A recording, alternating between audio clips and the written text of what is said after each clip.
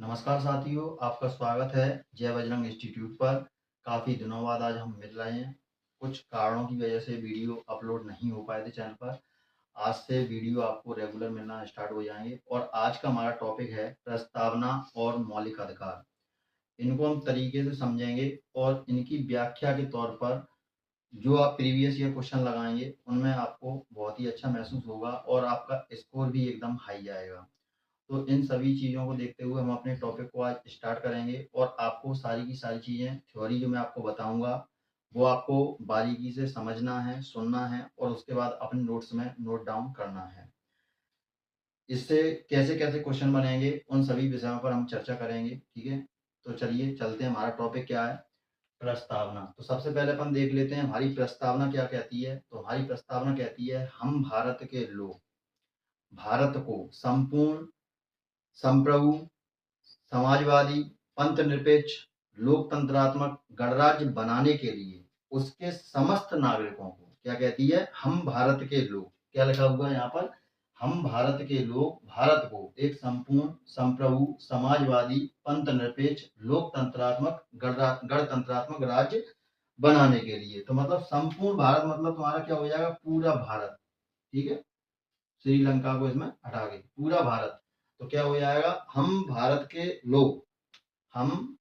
लोग संपूर्ण भारत को हम भारत के लोग संपूर्ण भारत को समाजवादी, पंथ निरपेक्ष, लोकतंत्रात्मक गणराज्य बनाने के लिए क्या करते हैं? अब यहाँ पर इन शब्दों का पहले अपन समझेंगे अर्थ। तो कई बार प्रश्न बनता है कि प्रस्तावना में भारत शब्द कितनी बार आया है। तो जैसा कि आप देख सकते हैं, प्रस्तावना में हमारा भारत शब्द 2 बार आया है। अब यहाँ पर ये संपूर्ण से मतलब क्या हो जाएगा? संपूर्ण संपन्न से, तो मतलब इसका हो जाएगा हम भारत के लोग हैं और हम भारत के लोग यानी कि भारत के आंतरिक और बाहरी मामलों में पूरा नीति निर्देशक बनाने में स्वतंत्र हैं। हमको किसी प्रकार का कोई बाध्यता नहीं है। दूसरा, समाजवादी से आशय क्या है? तो समाजवादी से आपका आशय है समाज यानी कि समावेशी विकास। जैसा कि आपने सुना है, सबका साथ सबका विकास। इसके बाद बात कर लेते हैं पंथ निरपेक्ष। तो पंथ यानी कि तुम्हारा धर्म निरपेक्ष से संबंधित है। हमारे भारत में अनेक धर्मों के लोग रहते हैं और सभी एकता के साथ रहते हैं। इसके बाद तुम्हारा है लोकतंत्रात्मक। तो लोकतंत्रात्मक शब्द का अर्थ होता है जनता के द्वारा चुना हुआ प्रतिनिधि। इसके बाद है तुम्हारा गणतंत्रात्मक। तो गणतंत्रात्मक से आशय है कि हमारे यहाँ राष्ट्राध्यक्ष का पद वंशानुगत नहीं होता है, जैसा कि इंग्लैंड में होता है। इंग्लैंड में राजा का पुत्र ही राजा बनेगा, ऐसा हमारे यहाँ नहीं है। हमारा राष्ट्राध्यक्ष कौन है? राष्ट्रपति होता है, जो 5 वर्ष बाद बदल जाता है। इसके बाद देखिए क्या कहती है प्रस्तावना आगे, इनके समस्त नागरिकों को। अब संपूर्ण भारत हो गया, ठीक है, संपूर्ण भारत यानी कि हम भारत के लोग भारत को संपूर्ण, संप्रभु, समाजवादी, पंथ निरपेक्ष, लोकतंत्रात्मक गणराज्य बनाने के लिए इसके समस्त नागरिकों को क्या? 3 प्रकार के न्याय दिलाएंगे, सामाजिक, आर्थिक और राजनीतिक। 3 प्रकार के न्याय दिलाएंगे। इसके बाद फिर हम देखते हैं आगे क्या है तुम्हारा, विश्वास, विचार, अभिव्यक्ति, विश्वास, धर्म और उपासना की स्वतंत्रता दिलवाएंगे। यानी कि 3 प्रकार के न्याय और 5 प्रकार की स्वतंत्रता का प्रावधान है। कई बार क्वेश्चन पूछा जाता है कि संविधान की प्रस्तावना में कितने न्यायों की चर्चा की गई है। तो कितने न्याय हैं? 3 न्याय हैं। कौन कौन से हैं तुम्हारे? सामाजिक, आर्थिक और राजनीतिक। इसके बाद 5 प्रकार की स्वतंत्रता कौन कौन सी है? विचारों की स्वतंत्रता है, ठीक है। इसके बाद तुम्हारा विचार के बाद अगर अपन बात करें, विचार कैसे कि चुप रहना, बोलना, जानना, ये सब तुम्हारी विचारों की अभिव्यक्ति में आ जाता है। और अभिव्यक्ति के बाद तुम्हारा क्या हो जाएगा? विश्वास, मतलब हमारा एक दूसरे के प्रति कितना विश्वास है और हम राष्ट्र के नागरिकों को कितना विश्वास दिलाते हैं। इसके बाद तुम्हारा हो जाएगा धर्म और उपासना, यानी कि किसी भी धर्म को हम मान सकते हैं। हमारे यहाँ धर्म की स्वतंत्रता है और किसी भी धर्म को मान सकते हैं, किसी भी धर्म में अपना धर्मांतरण कर सकते हैं, प्रचार प्रसार कर सकते हैं, लेकिन जबरदस्ती कोई किसी के लिए बाध्य नहीं है और किसी भी धर्म की उपासना कर सकते हैं। तो 5 प्रकार की स्वतंत्रता का भी इसमें उल्लेख मिलता है। इसके बाद इन नागरिकों को समानता दिलाई जाती है 2 चीजों की। कौन कौन सी समानता दिलाई जाती है? तो प्रतिष्ठा और अवसर। प्रतिष्ठा और अवसर की समानता प्राप्त करने के लिए उन सब में व्यक्ति की गरिमा। अब व्यक्ति की गरिमा यानी कि मान सम्मान, राष्ट्र की एकता, राष्ट्र में जो नागरिक हैं उनमें आपस में कितनी एकता है, कितनी अखंडता है। तो ये तुम्हारा क्या है? बंधुत्व की भावना को बढ़ावा देती है। यानी कि इसमें कहा गया है कि व्यक्ति की गरिमा, राष्ट्र की एकता, अखंडता को सुनिश्चित करने के लिए, बंधुत्व को बढ़ाने के लिए, यानी कि क्वेश्चन आता है कि प्रस्तावना में बंधुत्व को बढ़ाने के लिए किन शब्दों का प्रयोग किया गया है या बंधुत्व में कैसी कैसी बातें की गई हैं, तो वो यहाँ पर आपको देखने को मिल रहा है। कौन कौन से शब्द हैं? व्यक्ति की गरिमा, राष्ट्र की एकता और अखंडता के बारे में चर्चा की गई है। अब यहाँ से शुरू से आप पढ़िए क्या कह रहा है प्रस्तावना। हम भारत के लोग भारत को एक संपूर्ण, संपन्न, समाजवादी, पंथ निरपेक्ष, लोकतंत्रात्मक, गणतंत्रात्मक बनाने के लिए इसके समस्त नागरिकों को 3 प्रकार का न्याय, कौन कौन सा? सामाजिक, आर्थिक और राजनीतिक। इसके बाद विचार, अभिव्यक्ति, विश्वास, धर्म और उपासना, यानी कि 5 स्वतंत्रता की बात की गई है। 5 प्रकार की स्वतंत्रता दिलाएंगे, प्रतिष्ठा और अवसर की समानता दिलाएंगे। प्राप्त करने के लिए उन सब में व्यक्ति की गरिमा, राष्ट्र की एकता, अखंडता को सुनिश्चित करने के लिए, बंधुत्व को बढ़ाने के लिए दृढ़ संकल्प होकर, मतलब आज हम दृढ़ संकल्प होकर, यानी कि आप और मैं, मतलब इससे क्या है कि हम अपनी प्रस्तावना को कैसे स्वीकार करेंगे, तो यहाँ पर लिखा है दृढ़ संकल्पित होकर अपनी संविधान सभा को आज तारीख 26 नवंबर 1949 ईस्वी को, मतलब तारीख का उल्लेख पूछ लिया जाता है कि प्रस्तावना में कौन सी तारीख का उल्लेख है, तो कौन सी तारीख है? 26 नवंबर 1949 ईस्वी को। और कब लागू किया गया? मिति मार्ग शीर्ष शुक्ल सप्तमी संवत 2006 विक्रमी।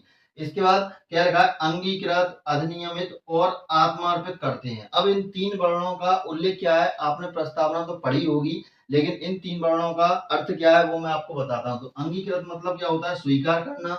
अधिनियमित का मतलब होता है तुम्हारा लागू करना। और आत्मार्पित का मतलब होता है स्वयं को सौंपना। मतलब दृढ़ संकल्पित होकर आज हम अपनी संविधान सभा को स्वीकार करते हैं, लागू करते हैं और अपने आप को सौंपते हैं। तो ये थी तुम्हारी संविधान की प्रस्तावना। अब बात कर लेते हैं कि प्रस्तावना का विचार कहां से लिया गया है। तो ये लिया गया है आपका यूएसए से। कहां से लिया गया है? यूएसए से इसका विचार लिया गया है। दूसरा अगर अपन बात करें पेश इसको कब किया गया, तो इसको पेश किया गया 13 दिसंबर 1946 को। कब पेश किया गया? 13 दिसंबर 1946 को जवाहरलाल नेहरू द्वारा इसको पेश किया गया। ठीक है। और कब पेश किया गया? संविधान सभा की 5वीं बैठक में इसको पेश किया गया। इसके बाद बात कर लेते हैं तुम्हारा स्वीकार कब किया गया। तो स्वीकार किया गया हमारा 22 जनवरी 1947 को इसको स्वीकार किया गया। इसके बाद यहाँ पर 42वां संविधान संशोधन किया गया। और 42वें संविधान संशोधन के बाद हम देखते हैं कि संविधान के प्रस्तावना में आपके 3 शब्द जोड़े गए। कौन कौन से? समाजवादी, अखंडता और धर्मनिरपेक्ष। इन 3 शब्दों को जोड़ा गया। इसके बाद संविधान हमारा 2 साल 11 माह और 18 दिन में बनकर तैयार हो गया और इसको अंत में 26 जनवरी 1950 को लागू कर दिया गया। अब आप जो भाई बहन सुन रहे हैं इसमें से कई बार इनमें मतलब पॉइंट पकड़ने की कोशिश करेंगे कि 13 दिसंबर 1946 को तो हमने 3 बैठकें पढ़ी है कि तीसरी बैठक में रखा है, लेकिन ये बिल्कुल गलत है। एमपीपीएससी 2022 प्रीलिम्स में ये क्वेश्चन आया था और आयोग ने स्वयं स्वीकारा है, उसमें आंसर की में उन्होंने स्पष्ट भी किया है कि संविधान सभा की 5वीं बैठक में ये पास किया गया था उद्देश्य प्रस्ताव, क्योंकि इसी दिन तुम्हारी 3 बैठक हुई थी, तीसरी, चौथी और 5वीं। ठीक है। तो 5वीं बैठक में इसको पास किया गया था। अब इसके बाद अपन बात कर लेते हैं कि इन शॉर्ट मटेरियल का माइंड मैप अपन को कैसे बनाना है, कैसे अपन को प्रस्तावना याद करनी है। तो इसके लिए मैंने आपको माइंड मैप बनाकर दे दिया है, जिसमें आप देखिए शक्ति का स्रोत, राज्य का स्वरूप, उद्देश्य, संविधान संशोधन और विचार। तो इन पर हम देखते हैं कि क्वेश्चन आएगा कि प्रस्तावना में शक्ति का स्रोत क्या है। तो शक्ति का स्रोत क्या है? हम भारत के लोग भारत को, मतलब हम सभी मिलकर। तो शक्ति किसमें होगी? एकता में, यानी कि हम जब आपस में मिल रहे हैं तो यहाँ पर क्या हो गया? हम भारत के लोग क्या हो गया? शक्ति का स्रोत हो गया। राज्य का स्वरूप कैसा होना चाहिए? तो हम भारत के लोग क्या कर रहे हैं? समाजवादी, संपूर्ण भारत को क्या कर रहे हैं? संपन्न, समाजवादी, पंथ निरपेक्ष, लोकतंत्रात्मक वगैरह गणतंत्रात्मक इसको बनाने की कोशिश कर रहे हैं। मतलब कोशिश करते क्या, लिखा हुआ है इसमें अपनी संविधान सभा में। तो क्या है? संप्रभु, समाजवादी, धर्मनिरपेक्ष, लोकतंत्रात्मक और गणतंत्रात्मक। तो ये हमारे राज्य का स्वरूप होगा। इस प्रस्तावना के अनुसार हमारे राज्य का क्या है? स्वरूप है। तो कई बार क्वेश्चन आएगा कि राज्य का स्वरूप कैसा होगा, उसको बताइए। तो उसमें इन शब्दों का आपको उल्लेख मिलेगा। ऑप्शन में इनका क्रम पूछा जाता है, तो जिस तरीके से ये सीक्वेंस में लिखे हुए हैं उसी सीक्वेंस में आपको याद करना है। और यदि आपने इस प्रस्तावना को याद कर लिया तो आपसे चूक कहीं पर नहीं होगी। इसके बाद देख लेते हैं इसका उद्देश्य क्या है। तो उद्देश्य में मैंने अभी आपको बताया था प्रस्तावना पढ़कर, इसमें 3 प्रकार के न्याय की बात की गई है। कौन सी? सामाजिक, आर्थिक और राजनीतिक। और इसका उद्देश्य क्या है? 5 प्रकार की स्वतंत्रता दिलवाना। कौन कौन सी? विचार, व्यक्ति, विचार, अभिव्यक्ति, विश्वास, धर्म और उपासना। 5 प्रकार की स्वतंत्रता का उल्लेख किया गया है। और समानता इसमें कितनी बताई गई है? 2 अवसर और प्रतिष्ठा की समानता बताई गई है। और बंधुत्व में कौन कौन से शब्द हैं? गरिमा, राष्ट्रीय एकता और अखंडता। तो ये इनका उद्देश्य है प्रस्तावना का। क्वेश्चन इनमें से आपके 1 2 3 4 क्वेश्चन बनेंगे उद्देश्य को लेकर के, इसमें क्या उद्देश्य है।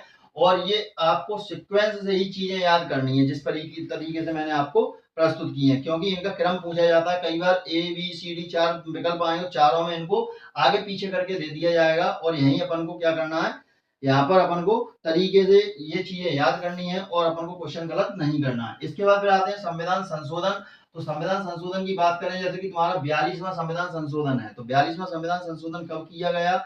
यह इंदिरा गांधी के समय 1976 में किया गया था। 1977 में इसको लागू किया गया था। और इंदिरा गांधी की बात करें, बहुत ही पॉपुलर लेडी थी, इन्होंने संविधान में संशोधन कराया, इनकी बहुत ज्यादा चलती थी उस समय। और यहाँ पर अपन बात करें तो इस 42वें संविधान संशोधन के अंतर्गत 3 शब्द जोड़े गए। कौन कौन से? समाजवादी, अखंडता और तुम्हारा धर्मनिरपेक्ष। ये तुम्हारे 3 शब्द किसमें जोड़े गए? 42वें संविधान संशोधन के अंतर्गत इसको जोड़ा गया। 42वें संविधान संशोधन को एक अन्य नाम लघु संविधान के नाम से भी जाना जाता है। इसके बाद अपन बात कर लेते हैं तुम्हारा 44वां संविधान संशोधन है, 86वां है और तुम्हारा 103वां है। तो 44वें संविधान संशोधन और 86वें संविधान संशोधन। 86वें संविधान संशोधन की अगर अपन बात करें तो है शिक्षा संबंधी अधिकार है। कौन सा है तुम्हारा?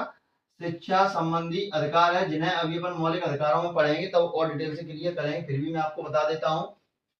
शिक्षा संबंधी अधिकार में क्या हुआ था कि जो बच्चे हैं हमारे 6 वर्ष से लेकर 14 वर्ष तक की उम्र के बच्चे, उनको पढ़ने के लिए संशोधन किया गया था और 2019 में इसको किया गया था संशोधन को। इसके बाद हमारा 103वां संविधान संशोधन की बात करें तो यह आर्टिकल 15, आर्टिकल कौन सा? आर्टिकल 15(6) में इसका वर्णन किया गया है। और 103वें संविधान संशोधन के अंतर्गत EWS यानी इकोनॉमिक व्हीकल और सेक्शन के अंतर्गत यानी कि आने वाले लोगों को इसमें शामिल किया गया। और इसमें आरक्षण को 50% से 10% कर दिया गया। पहले आरक्षण कितना मिलता था? 50% दिया जाता था, लेकिन बाद में संविधान संशोधन हुआ 103वां 2019 में, तो आरक्षण घटाकर आपका 10% कर दिया गया। साथ ही इसमें क्रीमी लेयर को शामिल नहीं किया गया। क्रीमी लेयर क्या होते हैं? ऐसे परिवार जिनकी वार्षिक आय 8 लाख से अधिक होती है, उनको इसमें शामिल नहीं किया गया। इसके बाद 44वें संविधान संशोधन की अगर अपन बात करें तो इसमें तुम्हारा क्या हुआ था? संपत्ति का अधिकार होता है, जो अनुच्छेद 31 में होता है, उसको क्या कर दिया गया था तुम्हारा 44वें संविधान संशोधन के अंतर्गत। इसमें थोड़ा सा देख के बताता हूँ आपको, कहीं मिस्टेक ना हो जाए। हाँ ठीक है, 44वां संविधान संशोधन जैसा कि मैंने बताया था, तो अनुच्छेद 31 में तुम्हारा संपत्ति का अधिकार होता है। तो संपत्ति के अधिकार को क्या है, वर्तमान में खत्म कर दिया गया है। और इसका स्वरूप अगर अपन बात करें तो अब अनुच्छेद 301A में देखने को हमको मिलता है। तो इसके बाद फिर अपन देख लेते हैं विचारों से संबंधित प्रश्न बनता है कि संविधान सभा में किसने कौन सा विचार दिया। जैसे कि N.A. पालकीवाला ने क्या कहा? तो N.A. पालकीवाला ने प्रस्तावना को पहचान पत्र के रूप में बताया है। मतलब इन्होंने कहा है कि संविधान की प्रस्तावना संविधान का आइडेंटिटी कार्ड यानी कि पहचान पत्र है। दूसरा अगर अपन बात करें K.M. मुंशी की, तो K.M. मुंशी ने संविधान की प्रस्तावना को क्या कहा है? इनको कहा है राजनीतिक कुंडली बताया है। इसके बाद ठाकुर भार्गव दास ने क्या कहा है? तो ठाकुर भार्गव दास ने इसको संविधान की आत्मा कहा है। क्या कहा है? संविधान की आत्मा कहा है। वहीं अगर अपन बात करें आत्मा से संबंधित एक और प्रश्न है, जो है अनुच्छेद आपका 32, जिसमें संवैधानिक उपचारों का अधिकार है। और संविधान के अनुच्छेद 32 को मौलिक अधिकार में यदि हम बात करें तो इसको संविधान की आत्मा डॉक्टर भीमराव अंबेडकर ने कहा है। ठीक है, तो यहाँ पर आप लिख सकते हैं K.M. मुंशी ने क्या कहा है? राजनैतिक कुंडली कहा है। क्या कहा है? राजनैतिक कुंडली कहा है। और इन्होंने क्या बताया? आइडेंटिटी कार्ड यानी कि पहचान पत्र इनको बताया है। तो इनके बाद ये हमारा यहाँ पर हो गया प्रस्तावना। और प्रस्तावना में अगर हम बात करें तो प्रस्तावना पेश अपन ने देख लिया, विचार देख लिया, स्वीकार देख लिया। अगर अपन बात करें इसकी भाषा कहाँ से ली गई है, तो भाषा ली गई है तुम्हारी कहाँ से? ऑस्ट्रेलिया से। भाषा कहाँ से ली गई है तुम्हारी? ऑस्ट्रेलिया से भाषा ली गई है। और सबसे बड़ा हमारा कौन सा? सबसे बड़ा लोकतंत्रात्मक गणराज्य कौन सा है? हमारा भारत है। और सबसे पुराना संविधान बात करें तो किसका है? तुम्हारा अमेरिका का है। और विकसित संविधान की अगर बात करें जो अलिखित संविधान है, परंपराओं के आधार पर बना है, तो है वो हमारा ब्रिटेन का संविधान है। और अगर अपन बात करें, हमारा राष्ट्राध्यक्ष कौन होता है? राष्ट्रपति होता है। हमारे यहाँ पद वंशानुगत नहीं होता है, जबकि पद वंशानुगत कहाँ होता है? आपका इंग्लैंड में होता है। तो ये सारी की सारी चीजें हैं, आप यहाँ पर इसको नोट कीजिए, स्क्रीनशॉट लीजिए, जब तक मैं आगे मौलिक अधिकार के बारे में आपको माइंड मैप छाप कर रखता हूं। अब देखिए, अब ये है आपका मौलिक अधिकारों का एक माइंड मैप, ठीक है, और प्रमुख अनुच्छेद हैं। तो सबसे पहले अपन समझ लेते हैं कि मौलिक अधिकार तुम्हारे क्या हैं, वर्तमान में कितने हैं। तो मौलिक अधिकारों की अगर हम बात करें तो वर्तमान में मौलिक अधिकार 6 हैं। पहले पूर्व में ये 7 हुआ करते थे, और ये संविधान के भाग 3 में उपस्थित हैं। कहाँ पर उपस्थित हैं? संविधान के भाग 3 में उपस्थित हैं। इनका उल्लेख अनुच्छेद 12 से लेकर 35 तक है। इसके बाद अपन बात कर लेते हैं इनकी प्रवृत्ति कैसी है। तो ये अस्थाई है, क्योंकि इनका निलंबन किया जा सकता है, मतलब इनमें बदलाव किया जा सकता है। देखिए वही यहाँ पर लिखा हुआ है, प्रवृत्ति कैसी? अस्थाई है। और इसे संविधान का क्या कहा जाता है? मेगना कार्टा कहा जाता है, यानी कि महाधिकार पत्र भी कहा जाता है। अब प्रवृत्ति अस्थाई से मतलब क्या है? इनका निलंबन हो सकता है। क्या हो सकता है? इनका निलंबन हो सकता है, लेकिन कब? आपातकाल के समय। अनुच्छेद 352 में राष्ट्रपति शासन यानी कि आपातकाल का उल्लेख मिलता है। और उस समय लेकिन अनुच्छेद तुम्हारे कौन से? 20 और 21 को छोड़कर, यानी कि 2 अनुच्छेद को छोड़कर इनका निलंबन हो सकता है सभी का। ओनली 2 अनुच्छेद ऐसे हैं इनका निलंबन नहीं हो सकता है। इसके बाद वर्तमान में 6 हैं, पूर्व में 7 थे, तो वर्तमान में 6 तुम्हारे कौन कौन से हैं? ये तुम्हारे हैं। और 7वां तुम्हारा जो अनुच्छेद 31 है, जिसे अपन कहते हैं संपत्ति का अधिकार, वर्तमान में इसको 44वें संविधान संशोधन के अंतर्गत खत्म कर दिया गया है, और इसका वर्तमान में रूप अनुच्छेद 301 ए में देखने को हमको मिलता है। अब जो इसके उल्लंघन की बात करता है, जैसे मतलब अगर आपके मौलिक अधिकारों का उल्लंघन हो जाता है तो इसमें 2 अनुच्छेद आपको मिलते हैं। एक अनुच्छेद है आपका 32, ठीक है, और एक अनुच्छेद है आपका 226। तो 226 और 32, तो ये होगा तुम्हारा सुप्रीम कोर्ट के लिए, ठीक है, ये होगा तुम्हारा हाई कोर्ट के लिए। यदि आपके अनुच्छेद 32 का उल्लंघन होता है तो आप जाते हैं सुप्रीम कोर्ट, ठीक है, और इसके बाद इसको क्या कहा गया? तुम्हारा संविधान की आत्मा कहा गया। यदि आपके मौलिक अधिकारों का उल्लंघन होता है तो सुप्रीम कोर्ट में जाएंगे अनुच्छेद 32 के अंतर्गत। अगर हाई कोर्ट में जाना है तो आप जाएंगे अनुच्छेद 226 के अंतर्गत। तो इसका मतलब ये है कि तुम्हें ये क्या करते हैं, सुप्रीम कोर्ट और हाई कोर्ट तुम्हारे मौलिक अधिकारों को वापस दिलवाने की ये गारंटी देते हैं। इसके बाद जो मौलिक अधिकार हैं वो वर्तमान में ये हैं, और इसके लिए एक ट्रिक है, समस्त शोध संस्कृति के उपचार के लिए किए जाते हैं। क्या है ट्रिक तुम्हारी? समस्त शोध, ट्रिक अगर नहीं लिखा हो तो लिख लीजिए, समस्त शोध संस्कृति के उपचार के लिए किए जाते हैं, ठीक है। तो सम से तुम्हारा क्या हो जाएगा? समानता का अधिकार हो जाएगा। इस्त से तुम्हारा हो जाएगा स्वतंत्रता का अधिकार। सो से हो जाएगा शोषण के विरुद्ध अधिकार। धा से हो जाएगा धार्मिक स्वतंत्रता का अधिकार। संस्कृति से हो जाएगा संस्कृति एवं शिक्षा संबंधी अधिकार। और उपचार से हो जाएगा संवैधानिक उपचारों का अधिकार।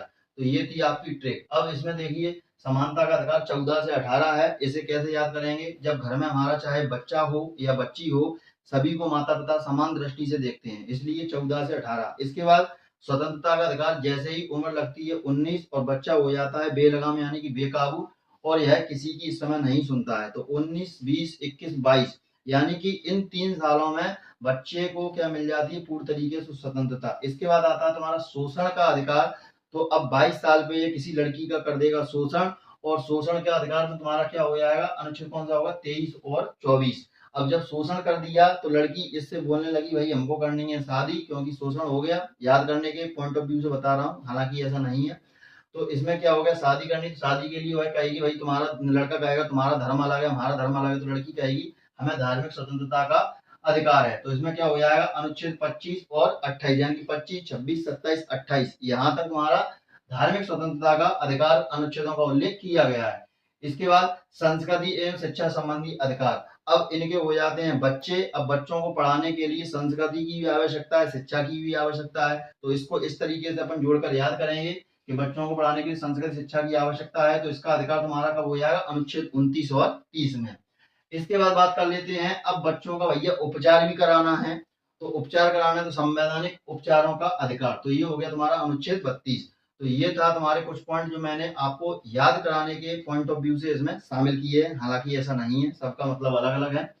अब यहाँ पर अपन देख लेते हैं, इस ट्रिक की सहायता से अपन ने ये अनुच्छेद याद किए, ठीक है, मौलिक अधिकार अपन ने याद कर लिए। ठीक है, अब इसके बाद सरकार 5 रिट जारी करती है। ठीक है, 5 रिट कौन कौन से मतलब जारी किए जाते हैं, यहाँ पर अपन देखते हैं। जो प्रस्तावना में अपना लिखा हुआ है 5 रिट कौन कौन से जारी होते हैं। पहला है तुम्हारा बंदी प्रत्यक्षीकरण। यदि कोई भी पुलिस वाला आपको गिरफ्तार कर लेता है तो उसको 24 घंटे के भीतर सशरीर आपको कोर्ट में प्रस्तुत करना होगा। यदि वो ऐसा नहीं करता है तो आप उस पर दावा कर सकते हैं और उसकी नौकरी तक भी जा सकती है, क्योंकि उसको कारण बताना पड़ेगा आपने क्यों प्रस्तुत नहीं किया। दूसरा होता है तुम्हारा परमादेश। परमादेश में सुप्रीम कोर्ट आदेश देती है कि हम तुमको आदेश देते हैं, मतलब किसी कार्य को करने के लिए हम तुमको क्या देते हैं, आदेश देते हैं। इसके बाद तुम्हारा उत्प्रेषण और प्रतिषेध, तो ये दोनों हो गए। यहाँ पर अपन बात करें सुप्रीम कोर्ट हाई कोर्ट को, यानी कि अपर कोर्ट लोअर कोर्ट को तुम्हारा आदेश देती है किसी फैसले को रोकने के लिए। मान के चलिए कोई फैसला हाई कोर्ट में लंबित है और उस पर सुनवाई होने जा रही है, लेकिन उसमें कोई सुधार किया जा सकता है, तो सुप्रीम कोर्ट उस केस को अपने पास बुला सकती है, यानी कि उस कोर्ट के फैसले को अपने पास बुलाएगी। तो ये तुम्हारा किसमें है, उत्प्रेषण और प्रतिषेध में ये बात कही गई है। इसके बाद अधिकार परीक्षा, तो अधिकार परीक्षा में बात कर लेते हैं। जैसे आपका गांव का कोई सरपंच है और वह टोल नाके पर चालान काट रहा 50 का, तो सुप्रीम कोर्ट कहेगी तुम्हें क्या अधिकार है, तुम्हें क्या अधिकार है, क्या हक है, तो ये होगा तुम्हारा अधिकार परीक्षा। ठीक है, अब इसके बाद जो प्रमुख अनुच्छेद हैं जो एग्जाम में पूछे जाते हैं, तो उनमें अपन सबसे पहले बात कर लेते हैं अनुच्छेद 14 की। तो अनुच्छेद 14 में तुम्हारा क्या कहा गया है, तो अनुच्छेद 14 में तुम्हारी बात की गई है विधि के समक्ष, विधि के समक्ष समता।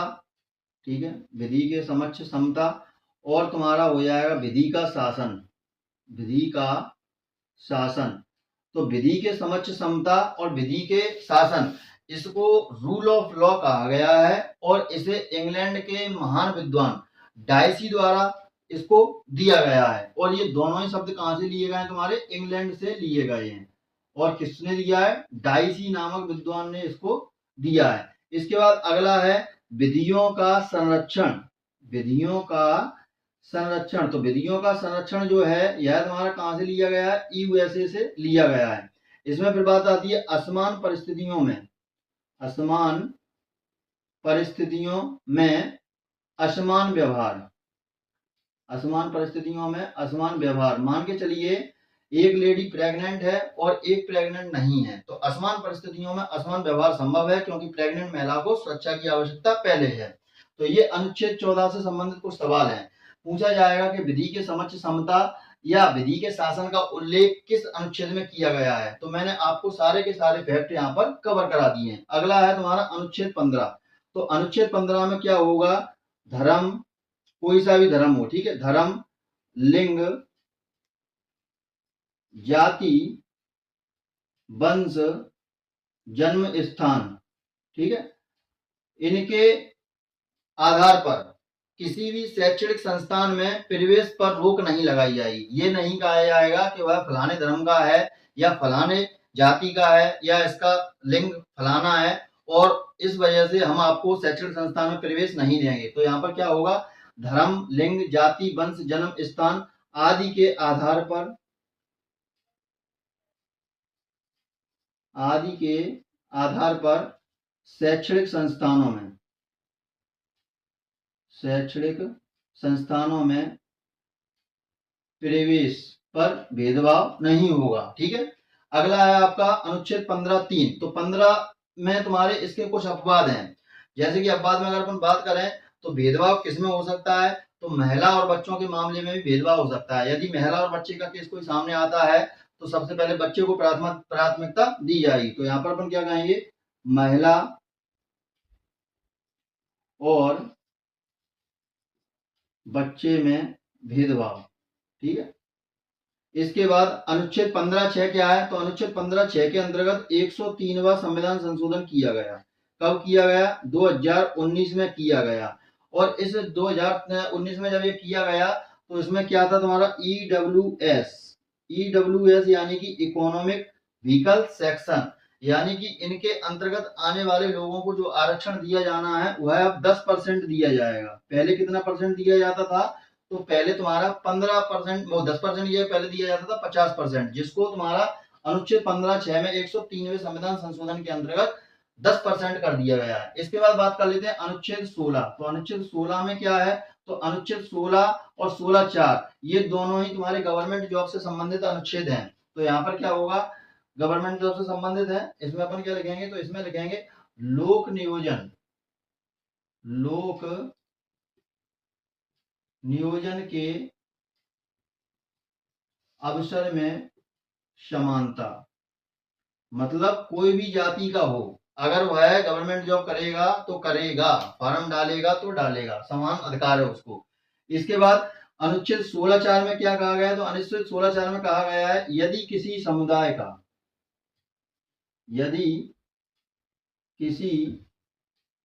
समुदाय का कोई भी सदस्य परीक्षा में या प्रतियोगिता में, ठीक है, प्रतियोगिता में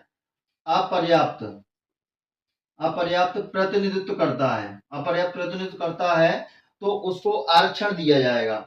आरक्षण, अब इसमें एक केस आया था तुम्हारा इंदिरा साहनी केस। कौन सा केस था, इंदिरा साहनी केस आया था यह 1992 में, और इसमें तुम्हारा आरक्षण की बात ईडब्ल्यूएस में यहीं पर, जैसा कि मैंने आपको बताया था कि 10% आरक्षण कर दिया गया था, तो इसी के बाद 10% आरक्षण किया गया था। यहाँ पर 50% आरक्षण की बात की गई थी, ठीक है। और एक यहाँ पर मंडल आयोग बना था इसी में, और मंडल आयोग के तहत अगर अपन बात करें तो ओबीसी वालों को तुम्हारा 27% आरक्षण दिया गया। तो 27% जो आरक्षण ओबीसी वालों को मिला है वह अनुच्छेद 16(4) के अंतर्गत ही मिला है। अगला बात कर लेते हैं तुम्हारा अनुच्छेद 17। तो अनुच्छेद 17 हो जाएगा अस्पृश्यता का अंत। अस्पृश्यता यानी कि छुआछूत की भावना का अंत, यानी कि किसी भी व्यक्ति को आप छुआछूत के नाम पर उससे भेदभाव नहीं कर सकते हैं। और इसके लिए तुम्हारा SC/ST एक्ट, यानी कि एट्रोसिटी एक्ट भी इसको बोलते हैं, अत्याचार निवारण अधिनियम 1989 इसी के अंतर्गत आया था। तो यहाँ पर अपन लिखेंगे SC/ST एक्ट 1989 इसी के अंतर्गत आया था। इसके बाद है तुम्हारा अनुच्छेद 18। तो 18 में तुम्हारी बात कही गई है उपाधियों का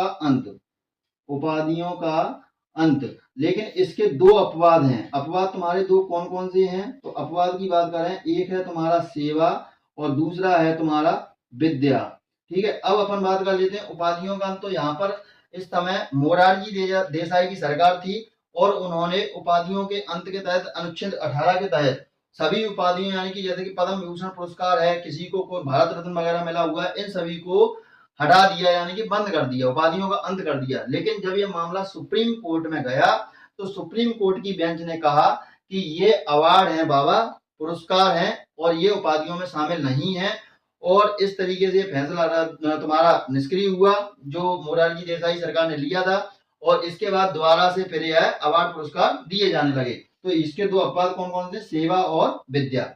इसके बाद बात कर लेते हैं अपन अनुच्छेद 19 में। तो 19(1)(d) में तुम्हारा क्या कहा गया है, इसमें कहा गया विचारों की अभिव्यक्ति, यानी कि विचारों की अभिव्यक्ति की स्वतंत्रता, जैसा कि अपन पीछे अभी पढ़कर आए हैं, ठीक है। तो विचारों की अभिव्यक्ति की स्वतंत्रता कैसे हो सकती है, तो तुम्हें इसमें चुप रहना लिख लीजिए, चुप रहना, बोलना, जानना, साथ ही प्रेस की स्वतंत्रता की बात भी इसी में की गई है। अब चुप रहना, बोलना यानी कि विचारों की अभिव्यक्ति है, ठीक है। जानना, अब तुम्हारा शादी करने का मन हो रहा है कैटरीना कैफ से, और कैटरीना कैफ का यदि मन नहीं है शादी करने का, तो तुम कहोगे कि हमें तो विचारों की स्वतंत्रता है, तो ऐसा नहीं होगा। इसमें स्पष्ट रूप से जिन चीजों की बात की गई है उसी का होगा। इसके बाद अनुच्छेद 1(e) में अगर अपन बात करें तो इसमें बसने का अधिकार है। क्या है, बसने का अधिकार है। और अनुच्छेद 1(f) में बात करें तो इसमें घूमने का अधिकार है। तो घूमने का अधिकार ये कब तुम्हारा शामिल किया, इसके अंतर्गत एक केस भी हुआ है, आगे अपन डिटेल में भी चर्चा करेंगे। जैसे कि मेनका गांधी घूमने जाती हैं और उनका पासपोर्ट वगैरह जब्त कर लिया जाता है, लेकिन जब वह सुप्रीम कोर्ट में जाती हैं तो उनको मौलिक अधिकार के तहत उनका पासपोर्ट वापस दे दिया जाता है, और कहा जाता है कि अनुच्छेद 19(1)(f) के अनुसार आपको घूमने का अधिकार है। ये एक मौलिक अधिकार में शामिल है। इसके बाद अनुच्छेद 20 की बात करें तो एक अपराध के लिए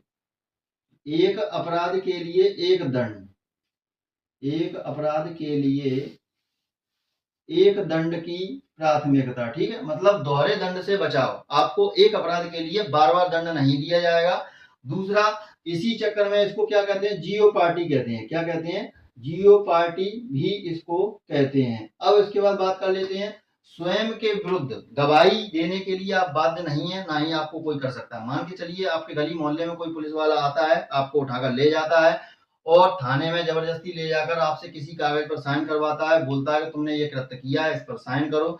जब आपको सशरीर 24 घंटे के भीतर सुप्रीम कोर्ट में पेश किया जाता है या हाई कोर्ट में पेश किया जाता है, तो वहां पर क्या होता है, जज के सामने आप स्पष्ट रूप से बोल सकते हैं कि मेरे ऊपर दबाव बनाया गया था और इन्होंने मुझसे जबरदस्ती ये साइन करा लिए, तो सारा का सारा मामला वहीं पर खत्म हो जाएगा। तो यहाँ पर आप क्या लिखेंगे, स्वयं के विरुद्ध गवाही देने के लिए कोई बाध्य नहीं कर सकता। स्वयं के विरुद्ध गवाही देने के लिए बाध्य नहीं कर सकता। ठीक है, अब अनुच्छेद 21 की बात कर लेते हैं अपन, तुम्हारा अनुच्छेद 21 और 21A। तो पहले अपन बात कर लेते हैं तुम्हारा 21 की, ठीक है, फिर उसके बाद देखते हैं 21 की। अगर अपन बात करें तो 21 में तुम्हारा क्या है, प्राणदेही स्वतंत्रता। प्राण देहिक स्वतंत्रता, प्राणदेहिक स्वतंत्रता यानी कि गिरफ्तारी अब नहीं होगी।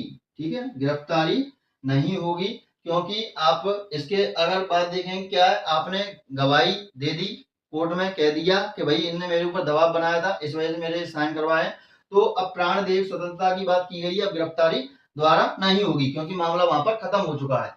इसके बाद बात कर लेते हैं तुम्हारा, इसी में है तुम्हारा निजता का अधिकार। निजता का अधिकार, तो निजता के अधिकार में बात करें, यहाँ पर एक केस हुआ था पुट्टा स्वामी का केस। कौन सा केस हुआ था, पुट्टा स्वामी का केस हुआ था, और यह आधार कार्ड से संबंधित था, बस आपको इतना ध्यान रखना है। इसके बाद बात कर लेते हैं, यहीं पर तुम्हारा मेनका गांधी केस हुआ था। मेनका गांधी केस, जैसा कि मैंने अभी आपको बताया था, घूमने ये गई थी और इनका पासपोर्ट वगैरह जब्त कर लिया था। फिर इन्होंने ये मौलिक अधिकार बताया कि 19(1)(f) में लिखा हुआ है स्पष्ट रूप से कि घूमने का अधिकार है, फिर भी मेरे पासपोर्ट क्यों जब्त किए जा रहे हैं। और सुप्रीम कोर्ट ने जब ये फैसला सुनाया तो बाद में इनका पासपोर्ट वगैरह दे दिया गया और कह दिया गया कि तुम्हें घूमने का अधिकार है, मौलिक अधिकार। तो मैंने मेनका गांधी केस आया। इसके बाद अपन बात कर लेते हैं तो चिकित्सा, चिकित्सा, इसके बाद लिख लीजिए, नीचे स्पेस नहीं है। चिकित्सा के मामले में, यानी कि चिकित्सा के मामले में तुम्हारा केस था कौन सा, परमानंद कटारा केस। कौन सा था, परमानंद कटारा केस। परमानंद कटारा केस था। ठीक है, इसके लिए तो अपन ने यहाँ पर अनुच्छेद 21 तक यहाँ पर देख लिए, आप इसका स्क्रीनशॉट लीजिए जब तक मैं आगे के अनुच्छेद आपको कराता हूँ। अब देखिए अनुच्छेद 21A में, अनुच्छेद 21A में क्या है, तो शिक्षा संबंधी अधिकार है, और शिक्षा संबंधी अधिकार के लिए यहाँ पर क्या हुआ था, 86वां संविधान संशोधन किया गया 2002 में, और यह लागू हुआ 1 अप्रैल 2010 से, और इसमें 6 वर्ष से लेकर 14 वर्ष तक के बच्चों को जो शिक्षा दी जानी चाहिए उसके लिए यह अनुच्छेद था। तो यहाँ पर अपन क्या लिखेंगे, शिक्षा संबंधी अधिकार, शिक्षा संबंधी अधिकार। ठीक है, 86वां संविधान संशोधन, 86वां संविधान संशोधन कब हुआ, 2002 में। ठीक है, इसके बाद लागू कब हुआ, लागू हुआ आपका 1 अप्रैल 2010। बच्चों की उम्र क्या शामिल की गई इसमें, तो 6 वर्ष से लेके 14 वर्ष तक के बच्चों को। ठीक है, 6 वर्ष से लेके 14 वर्ष से कम बच्चों को, 14 वर्ष से कम उम्र के बच्चों को शिक्षा इसमें दी जानी चाहिए। इसके बाद अनुच्छेद 23 की बात करें तो 23 में यहाँ पर क्या था, तस्करी। 23 में यहाँ पर क्या था, मानव तस्करी। कहीं ऐसा नहीं है कि जैसे कि आपने देखा कि किसी व्यक्ति को पकड़ कर ले गए और वह लावारिस है, कहीं सड़क पर मिल गया मृत पड़ा हुआ, तो उसकी किडनी निकाल कर बेच दी, आंखें निकाल कर बेच दी, गुर्दे निकाल कर, गुर्दे हैं, हृदय है, ये सारी चीजें निकाल कर बेच दी। तो अनुच्छेद 23 में तुम्हारा मानव तस्करी शोषण के विरुद्ध अधिकार है, मतलब शोषण कर रहा है। दूसरा अगर अपन बात करें तुम्हारा बंधुआ मजदूरी, बंधुआ और बेगार मजदूरी, बंधुआ और बेगार मजदूरी भी तुम्हारा क्या है, शोषण के विरुद्ध अधिकार है। इसके बाद बात कर लेते हैं तुम्हारा वेश्यावृत्ति करना अपराध नहीं है, लेकिन वेश्यावृत्ति करवाना अपराध है। तो ये इसमें अपन लिखेंगे क्या, वेश्यावृत्ति, वेश्यावृत्ति करवाना अपराध है। ठीक है, तो ये तुम्हारे किस में आ जाएंगे, शोषण के विरुद्ध अधिकार, यानी कि शोषण किया जा रहा है। इसके बाद बात कर लेते हैं अनुच्छेद 24। तो 24 में बात करते हैं 14 वर्ष से कम उम्र के बच्चों को किसी खतरनाक कारखाने में, किसी खतरनाक कारखाने में कार्य नहीं करवाया जाएगा। ये किसमें, अनुच्छेद 24 में। इसके बाद बात कर लेते हैं अनुच्छेद 25। तो 25 में बात कर लेते हैं किसी भी धर्म का मैं अपनी मर्जी से प्रचार प्रसार कर सकता हूँ, किसी भी धर्म में धर्मांतरण कर सकता हूँ, इसमें राज्य का कोई हस्तक्षेप नहीं होगा। किसी भी परिस्थिति में कोई मुझ पर हस्तक्षेप नहीं करेगा, मेरी मर्जी होगी तो मैं किसी दूसरे धर्म को मानूंगा, किसी धर्म में परिवर्तन कर सकता, अपने धर्म का धर्मांतरण कर सकता हूँ, और इसमें राज्य का कोई हस्तक्षेप नहीं होगा। और इसके लिए तुम्हारा क्या है, अंतःकरण की स्वतंत्रता है। क्या है इसमें, अंतःकरण की स्वतंत्रता। तो किसी भी धर्म का प्रचार प्रसार, ठीक है, किसी भी धर्म का प्रचार प्रसार, ठीक है। इसके बाद धर्मांतरण, और इसके बाद तुम्हारा राज्य क्या करेगा, हस्तक्षेप नहीं करेगा। दूसरा अपन बात कर लें, अगर शब्द की धर्म की बात आई है तो अपन बात करें हिंदू धर्म की अगर बात आती है तो हिंदू के साथ तुम्हारे सिख हैं, ठीक है, बौद्ध हैं और जैन हैं। ये भी तुम्हारे पास तीनों इसके साथ में ही आएंगे, मतलब हिंदू धर्म में ही ये तीनों माने जाएंगे। तो हिंदू की बात आती है, सिख, बौद्ध और जैन आएंगे। इसके बाद इसी अनुच्छेद 25 में तुम्हारी जो सिख हैं वह कृपाण रखते हैं। क्या रखते हैं, सिख कृपाण रखते हैं। और कृपाण रखते हैं, तो कृपाण रखने का मतलब, कृपाण यानी कि एक प्रकार की कटारी है। गुरु गोविंद सिंह ने 5 कंकार नियुक्त किए थे, जिन्हें अपन बोलते हैं क्या, 5 कंकार में कंगा है, केश है, कृपाण है, कठार है, कच्छा है। और पुरुषों के नाम के पीछे सिख और तुम्हारा महिलाओं के नाम के नीचे पीछे कौर लगाना अनिवार्य कर दिया गया। तो यहाँ पर सिखों के कृपाण रखने का भी यहाँ पर इसमें उल्लेख किया गया है, इसमें अनुच्छेद 25 में। इसके बाद अपन देख लेते हैं तुम्हारा अनुच्छेद 26। तो अनुच्छेद 26 है धार्मिक प्रबंधन करना। क्या है आपका, धार्मिक प्रबंधन करना। किसमें है तुम्हारा, अनुच्छेद 26 में धार्मिक प्रबंधन की इसमें बात की गई है। इसके बाद बात कर लेते हैं अनुच्छेद 27। तो अनुच्छेद 27 में है धार्मिक विकास पर, यानी कि धर्म के नाम पर। क्या है इसमें, धर्म के विकास के नाम पर, धर्म के विकास के नाम पर कोई टैक्स नहीं लिया जाएगा, ठीक है, कोई टैक्स यानी कि कर नहीं लिया जाएगा। जैसे कि जजिया कर गैर मुस्लिमों से वसूला जाने वाला एक कर था, अपन पीछे हिस्ट्री मध्यकालीन में पढ़कर आए हैं।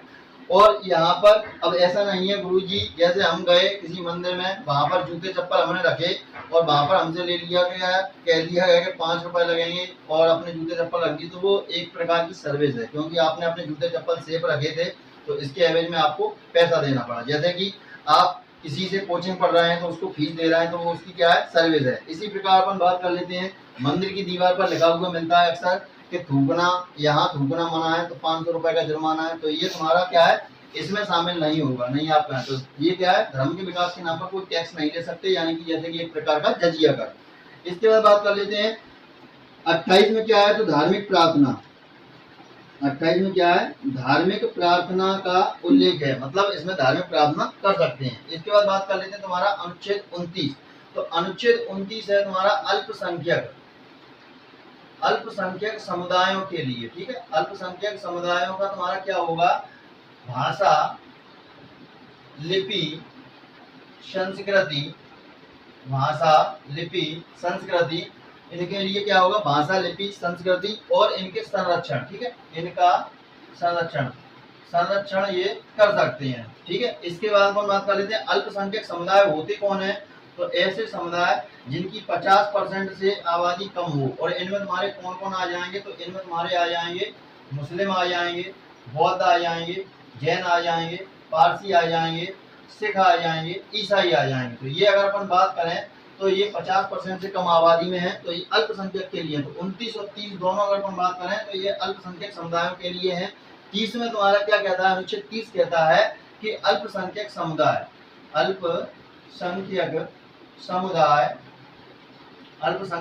क्या करता है, शैक्षणिक संस्थान खोल सकते हैं। क्या कर सकते हैं, ये शैक्षणिक संस्थान खोल सकते हैं, ऐसा तुम्हारा किसमें है, अनुच्छेद 29 में है। इसके बाद अनुच्छेद 31 जो कि संपत्ति का अधिकार माना जाता था, वर्तमान में इसको समाप्त कर दिया गया है।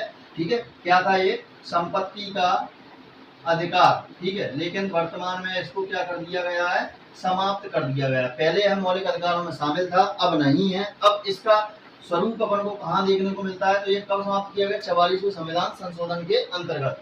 कब कहाँ देखने को मिलता है, तो इसका स्वरूप अब 301 ए अनुच्छेद में देखने को इसमें मिलता है। इसके बाद बात कर लेते हैं अनुच्छेद 32, तो इसे बोलते हैं अपन संवैधानिक उपचारों का अधिकार, संवैधानिक उपचारों का अधिकार। और इसी को तुम्हारा भीमराव अंबेडकर ने, डॉक्टर भीमराव अंबेडकर ने क्या कहा है, संविधान की आत्मा इसको कहा है।